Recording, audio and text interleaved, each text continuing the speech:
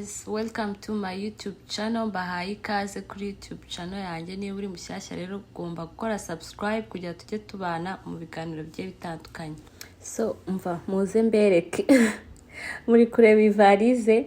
Ubu hari inshuti zacu murumva cyangwa ababyeyi bacu baza kudusura bakatuzanira valize nk'iyi. Umva akava mu Rwanda yikoreye pe valize nk'iyi ngiyi.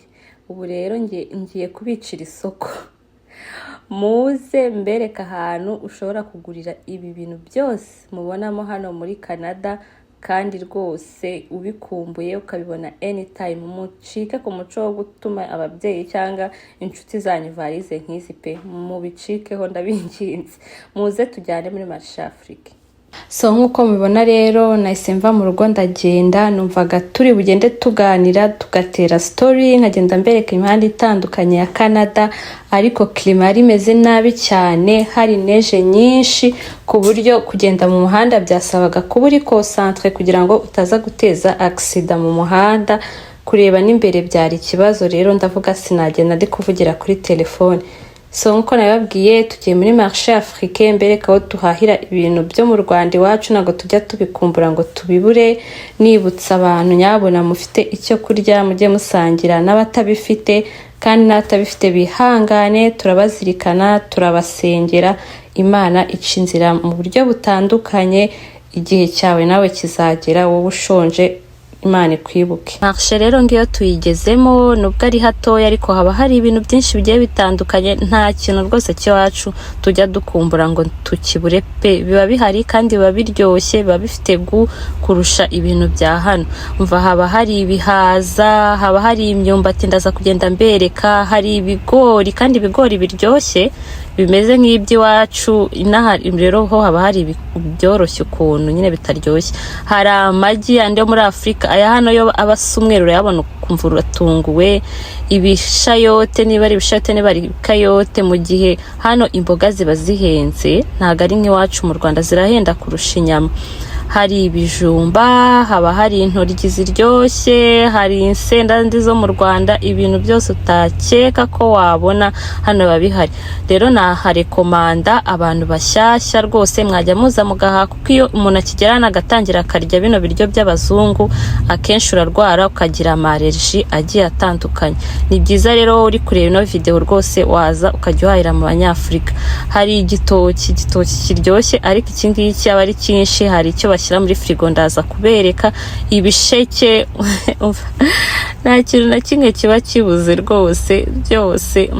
Rero navuze reka mfata akanya ko nari ningiye kujya guhaha, ndavuga se why not ntabereka ahantu tujya tugura ibintu byo muri Afrika. Noneho umuntu wese wumva yifuza kuza guhahira, waba uri mushyashya cyangwa se n'undi muntu utahazi, nawe abe yahamenyeraho. Umuntu noneho hakiza aravuga se Mana yanjye ibi biryo nzabishobora.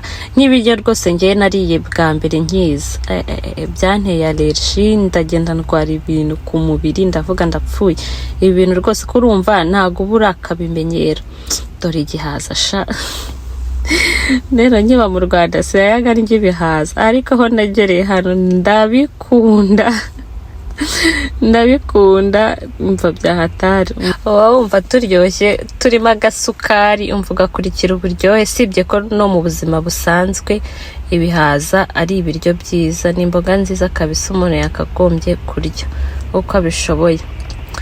So rero umva haba hari inanasi hano mu bazungu, rero bazicuruza kenshi bazikase. Hari n'ibikoro, banza ari ibikoro sinibuka neza ukuntu babyita. Haba hari amashu y'amabara atandukanye, imyumbati murayibona. Umva kandi ni ukuri ngiye byaranungwe nubwo nari nzi ko biba biryoshye pe. Rero umva ndabigura, abana banje bamaze kumenyera kurya ibintu byo muri Afrika, barabikunda ku buryo mbagaburiye ibintu by'inaha kenshi ubona batari kubikunda cyane.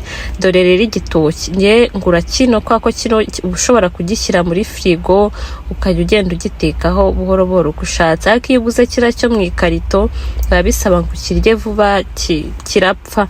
Kereka ushobora kukigura wenda ari uko ufite abantu benshi, abashyitsi cyangwa se kotsa barbecue. haba hari imboga rero nazo n'ibintu, umva haba hari n'ibintu byinshi umuntu atanazi, maze byo mu banyafurika nyine bo mu bindi bihugu. Amashaza aryoshye, haba hari amashaza aryoshye. Aya hano yo aba arimo isukari, y'abanyakanada aba arimo isukari kandi ashya vuba nk'iminota rwose nk'icumi amashaza aba ahiye. Aya rero ni yandi iwacu atinda gushya, nyine urya ukumva nibura afite gu.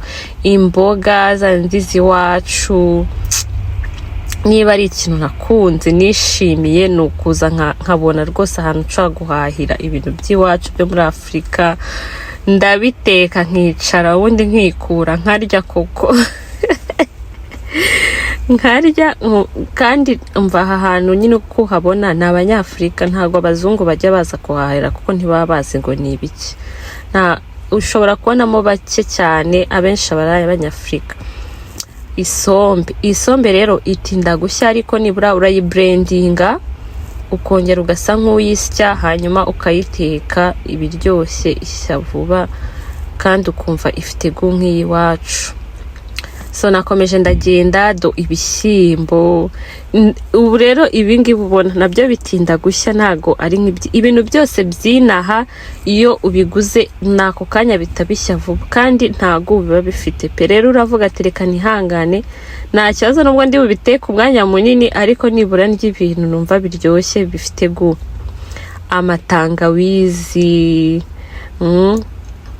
tungurusumu zandi zidatonoye bawumva ifite gu, utwara ukajya witonorera uko bishatse. N'izitonoye ziba zihari, ariko njye nkunda zino. Rero haba hari amatunda, ibinyomoro, kuko byo hano ni imbuto zitajya ziba muri Canada. Imbuto z'ubwoko bwose zirahaba nyinshi zitandukanye, ariko ntushobora kubona amatunda, ntushobora kubona ibinyomoro kereka iyo uhahiye muri marché z'abanyafurika. Sinzi impamvu rwose hano batagira izi mbuto, nizo muri Afurika pe, ari n'izindi mbuto zose wakenera wazibona. Rero mfite abana bakunda ibinyomoro, mva ndaza nkabigurira hano.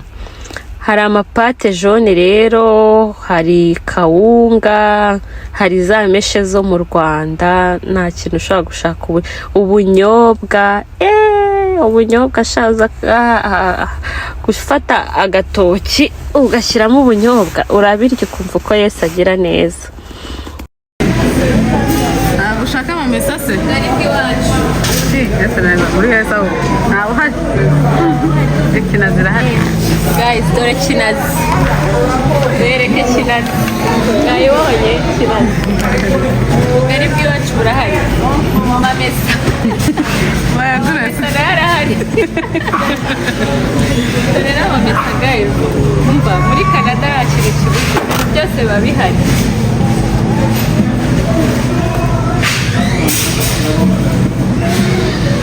Ngayo nguko hari ya mate yo mu Rwanda, amasereri, ego dizese ngo hari ikintu tujya tubura, inyama z'ubwoko bwose. Rero ko haza guhahira n'abandi bantu basanzwe, umva barya n'utunono tw'inkoko. Natugezeho ndadufotora ngo murebe ukuntu tuba tumeze.